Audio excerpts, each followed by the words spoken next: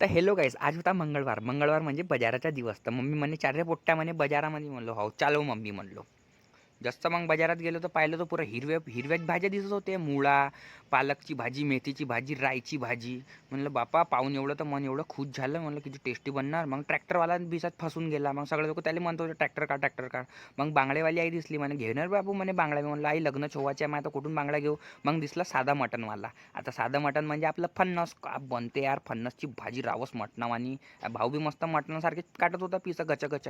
Mummy म्हणे, मग म्हणे का घे रे म्हणे वांगे म्हणे पावभर. मी म्हणलं पावभर कायले, घे म्हणलो अर्धा किलो वांग्याची भाजी ना गपगप शिरा.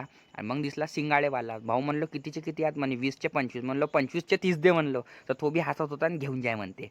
मग घेऊन जाय म्हणते. मग त्याच्या थोडं समोर आम्ही आलो तर मग पाहिलं तर मस्त मस्त हिरवी शिमला मिरची होती. हिरव्या हिरव्या तुरीच्या दाण्याच्या शेंगा होत्या मस्त. आणि ह्या वालाच्या शेंगा याच्या त्याच्या तुराई. मग होती लसण. लसण ती एवढी महाग होती बाप. मग होती लसण 100 रुपये पाव. हार्ट अटॅकच आलता मला तर पाहून लसणाचे भाव ऐकून. मग दिसली मला जनरल स्टोअर. मग तिथे होतं डांबराच्या गोळ्या गिळ्या नाही का ठेवासाठी मस्त.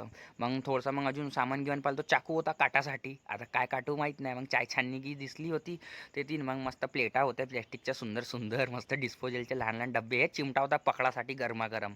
तो भाऊ म्हणे काय भावताव करतो सर म्हणे, घेऊन जाणे म्हणे तुझी दुकान आहे म्हणे. मी म्हणलं दे म्हण सगळं काय आहे तर. मग बाल्टी घेतलो बाथरूमासाठी, बाथरूममध्ये ठेवासाठी. मग हे घेतलं ब्रश 10 रुपयाच्या कपडे घासासाठी गजगज गजगज कॉलरच्या मैल. आणि जसं हे दोन हात पाहिलं तसं एवढं भेलो मी ना सिद्धा आलो. मम्मी म्हणलो चारू घरी मला भेव लागत आहे.